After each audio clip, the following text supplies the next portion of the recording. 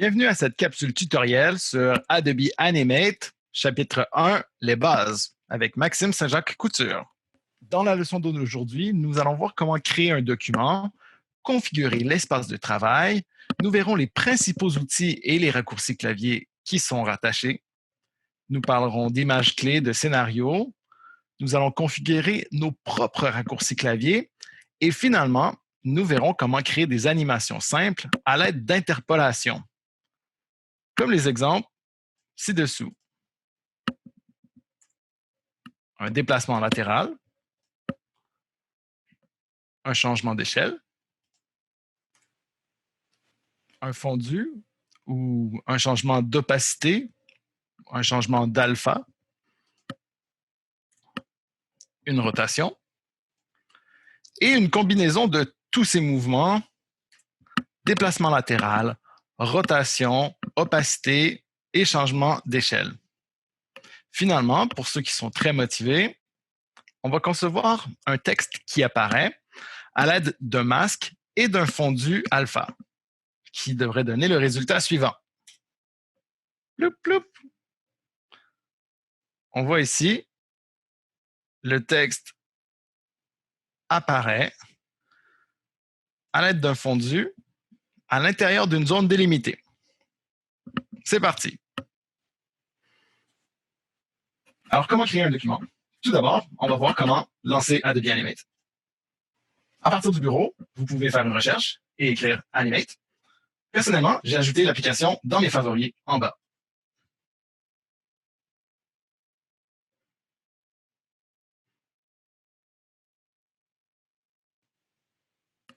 Au démarrage, Adobe Animate nous propose plusieurs formats, que ce soit pour les réseaux sociaux, jeux, éducation, publicité et bien plus.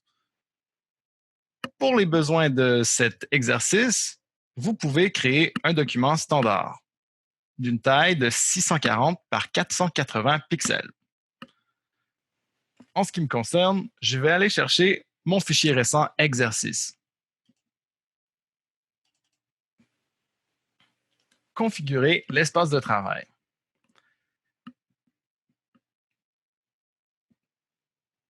Dans les applications Adobe, on peut personnaliser ou customiser nos espaces de travail. Dans le coin supérieur droit, apparaît un menu qui nous permet de choisir une disposition pour notre espace de travail. Celle que je préfère s'appelle Petit écran. On va voir qu'en changeant l'espace de travail, la disposition de chacune des fenêtres va évidemment changer.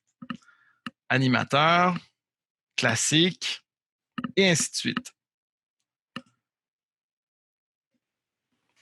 Je vais vous présenter mon espace de travail avec les modules que j'ai choisi de placer et vous indiquer comment aller les chercher.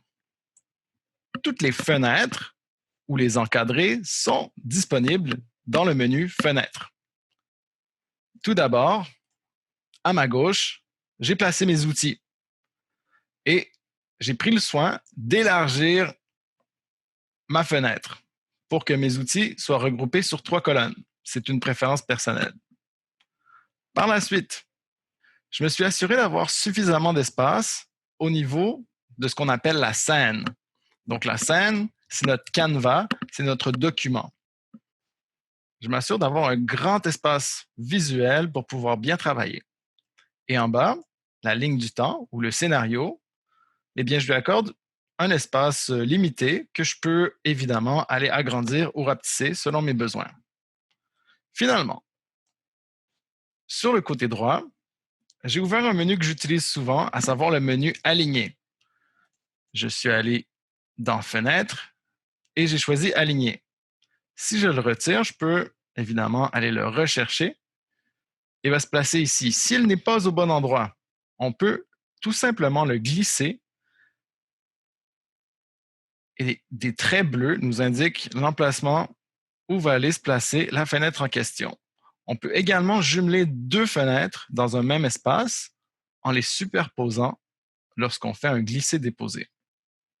Je vais laisser mon aligné en haut à droite. J'ai également ajouté séquence. Une séquence, c'est un scénario ou une ligne de temps indépendante. Et pour les buts de cet exercice, je voulais créer des séquences séparées. C'est pourquoi je suis allé dans Fenêtre et j'ai choisi Séquence, que j'ai placée ici.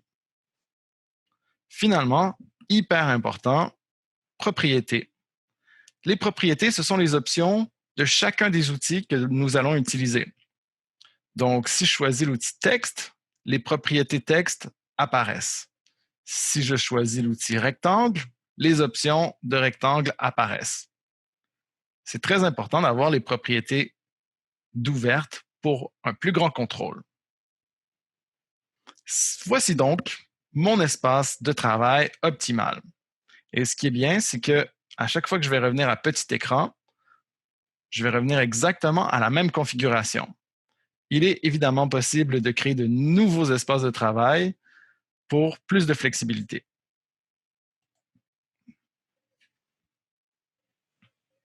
Les principaux outils et raccourcis clavier. Dans la séquence intro, je vous ai placé à la deuxième image du scénario une capture d'écran des outils. Voyons si nous pouvons zoomer un peu. Parfait. Commençons par les outils de création de forme. Le rectangle, l'ovale, raccourci clavier R et O. Maintenant que j'ai créé ces formes, je peux aller les sélectionner à l'aide de l'outil de sélection. Ça, c'est ce qui va me permettre de déplacer mes objets, sélectionner chacun des composantes pour pouvoir les déplacer ou les supprimer. J'utilise la touche du clavier « Supprimer ». Un autre outil très pratique, l'outil de transformation libre, raccourci Q. Il nous donne des poignées de transformation pour changer l'échelle et la rotation. Toujours par rapport au point blanc qui est ici, qui est le point central de référence. On peut le déplacer dans un coin et maintenant, la remise à l'échelle va se faire par rapport à ce coin ainsi que la rotation. Donc, toujours par rapport au point de positionnement, au point de référence. Je vais revenir avec l'outil sélection et je vais supprimer cette forme. Supprimer. On peut également créer du texte avec l'outil texte et des lignes avec l'outil ligne. La pipette sera utilisée pour prélever des couleurs.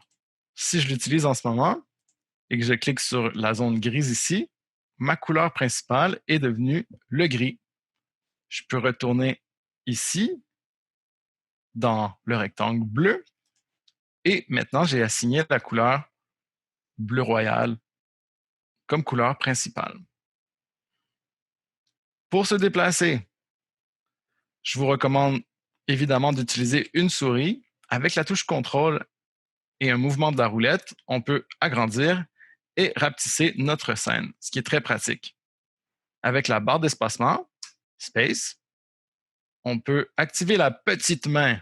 Cette main nous permet de déplacer l'espace de travail, déplacer notre scène. Quels sont les autres raccourcis clavier?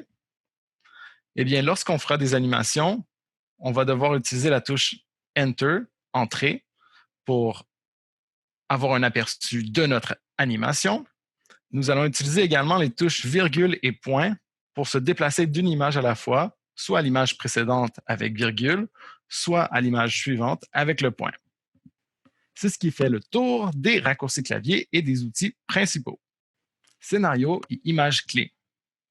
Adobe Animate, comme son nom l'indique, sert à créer des animations. Les animations sont contenues dans des séquences. J'aime bien me créer des séquences séparées pour bien classer mon contenu. Je vais me créer une nouvelle séquence ici, qui s'appelle séquence 11. Je vais vous donner un aperçu rapide de comment créer une animation. Afin de vous montrer le principe d'une animation dans Adobe Animate, je vais aller chercher des images. Un chiot et une friandise pour chien. Avec CTRL et la roulette, je vais me placer pour bien voir mes éléments. Et je vais utiliser le raccourci Q pour effectuer une transformation libre. Je maintiens la touche majuscule enfoncée afin d'éviter que mon chien soit déformé comme ceci. Les chiots aplatis, c'est moins agréable. Je le place ici.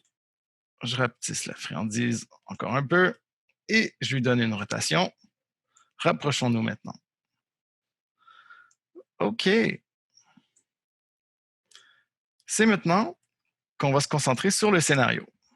Donc, ici, calque 1, nous allons appeler chiot. Et nous allons créer un deuxième calque que nous allons appeler friandise.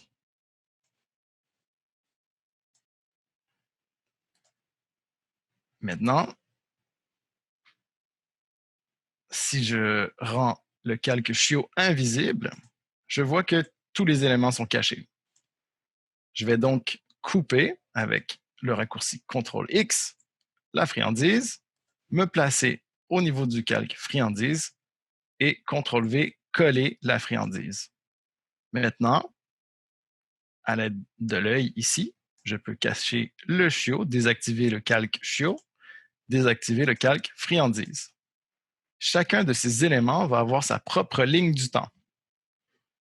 Maintenant, comment faire une animation pour que notre petit chiot puisse aller dévorer sa friandise? Eh bien, il y a quelques étapes.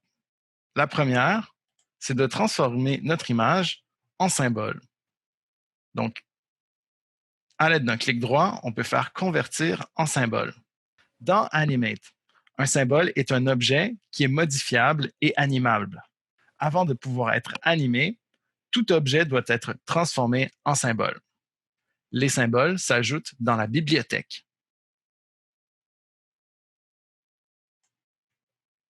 Excellent. Maintenant, dans ma ligne du temps, je vais aller à la 30e image.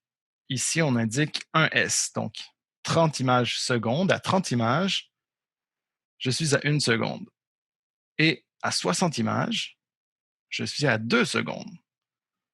Nous allons faire déplacer le chien sur une période de 2 secondes vers sa friandise. Je vais donc aller à la 60e image ici et surligner les deux calques. Ensuite, à l'aide d'un clic droit, je vais choisir l'option Insérer une image. La ligne du temps, le scénario s'est rempli jusqu'à la 60e image, mais pour l'instant, il n'y a aucun mouvement.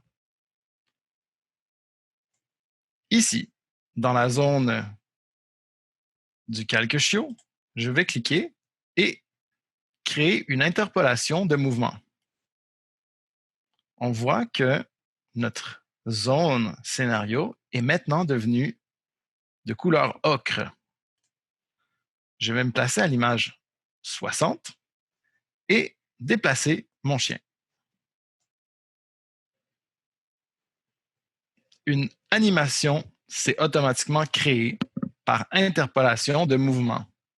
Si j'appuie sur la touche Enter, la touche Entrée, mon chien se déplace vers l'os.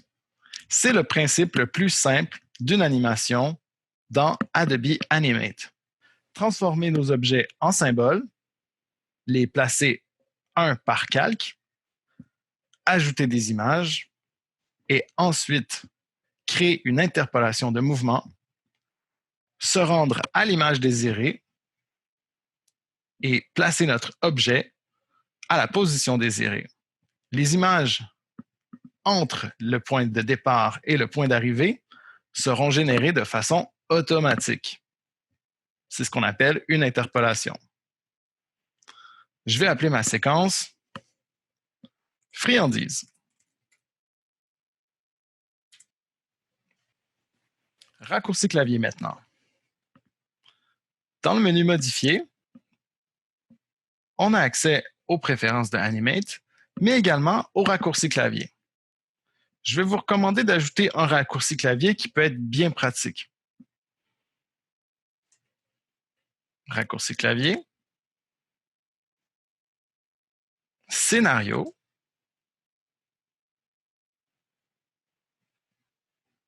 supprimer les images. Personnellement, j'ai utilisé la touche E accent aigu, la touche E du clavier, qui par défaut n'est attitrée à aucun raccourci clavier dans les applications d'Adobe. Ça facilite beaucoup le travail dans le scénario lorsqu'on veut retirer des images. On n'a qu'à les surligner et appuyer sur la touche E. Ça nous fait sauver quelques secondes.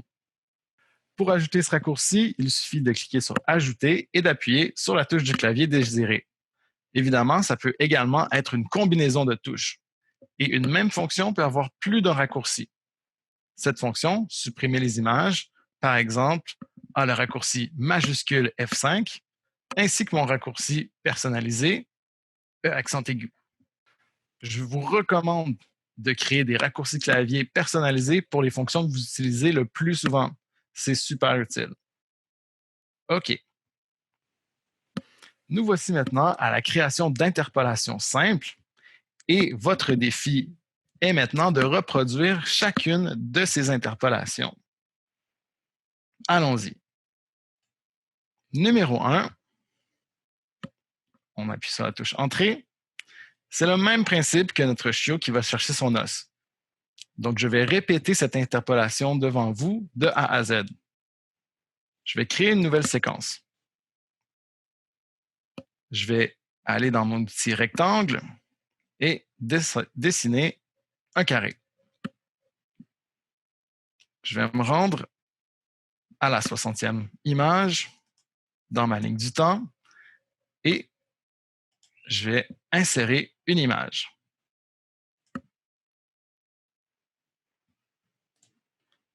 Je vais m'assurer de créer un symbole. Convertir en symbole. Carré. Bleu. OK. Maintenant, dans ma ligne du temps, clic droit, créer une interpolation de mouvement. Je déplace ensuite mon carré et j'appuie sur la touche Entrée. Première animation réussie. À vous de jouer.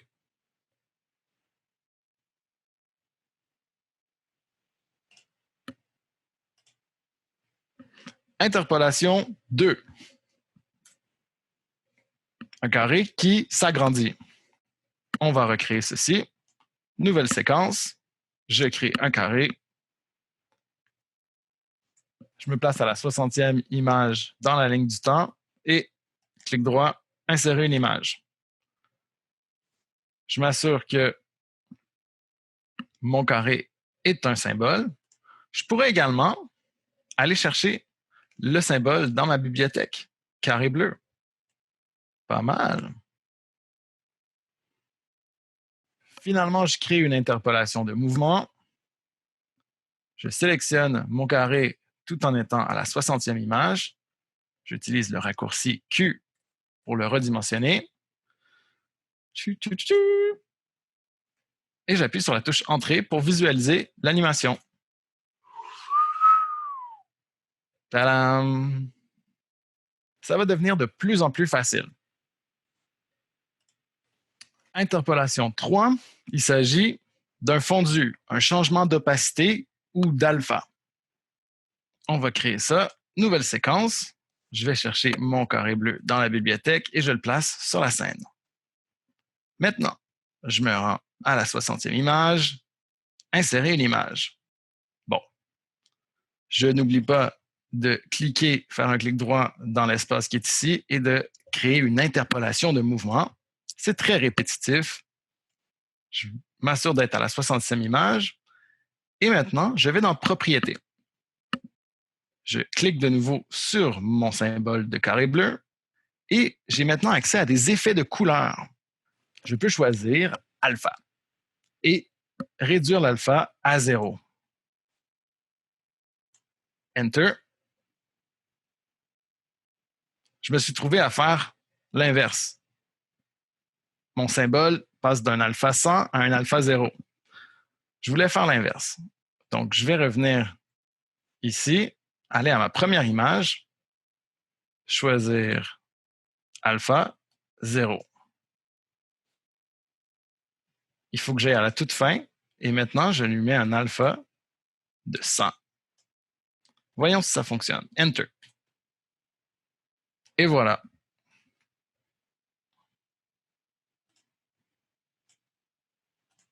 Interpolation 4, une rotation. Pour créer cette interpolation, on va chercher notre carré bleu. On se place à la 60e image. Insérer une image. Créer une interpolation de mouvement. À l'aide de l'outil de transformation libre raccourci clavier Q, je peux effectuer une rotation de 180 degrés. Si j'appuie sur la touche Entrée, une animation sur 60 images d'une rotation de 180 degrés. Et maintenant, combinons toutes ces interpolations pour créer quelque chose comme suit. Très simple. On crée une nouvelle séquence. On va chercher notre carré bleu. On va à l'image 60. On fait insérer une image, créer une interpolation de mouvement. OK. On va à la première image. On place notre carré à gauche et on va le mettre plus petit avec une opacité, un alpha, 0%. On va maintenant se rendre à la 60e image. On va déplacer notre carré sur le côté, comme ceci. On va lui mettre un alpha 100%.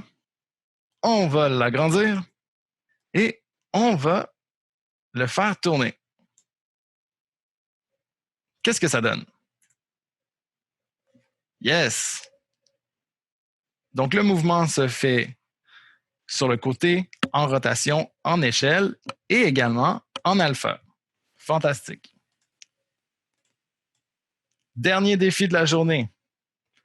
Recréer texte qui apparaît, ligne par ligne, ici. Comment on fait ça?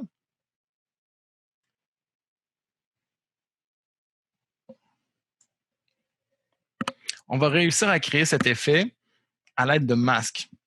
Allons-y. Je me crée une nouvelle séquence. Raccourci clavier T, outil texte. Je me crée une zone de texte. Apparition magique. Je vais également, à l'aide du menu propriétés, mettre le style bold ou écriture en gras. Fantastique. Si je veux animer ce morceau de texte, je dois le convertir encore et toujours en symbole. Clic droit, convertir en symbole. Et je vais l'appeler magique. OK. Maintenant, faisons une animation un peu plus rapide sur 30 images ou 1 seconde. On se place à 1 seconde, clic droit, insérer une image. On choisit créer une interpolation du mouvement. Jusque-là, tout va bien. Et on va se placer ici. On va placer notre texte un peu plus haut. Enter. Tout simplement, il est venu monter. On se souvient comment changer l'alpha. On va mettre son alpha initial à 0. On clique dessus. Alpha 0. Regardons ce que ça donne. Ah! Il faut également le mettre à 100 à la fin. Pas de problème. 100. Fantastique. Mais maintenant, j'ai une partie de l'effet. On va maintenant utiliser un masque pour rendre le look un peu plus raffiné. On va créer un deuxième calque Et à l'aide de l'outil rectangle, on va venir surligner notre ligne de texte. Ce calque 2 sera notre masque. À l'aide d'un clic droit, on peut le définir en tant que tel. On peut maintenant voir que notre texte est seulement visible à l'intérieur des limites du rectangle masque.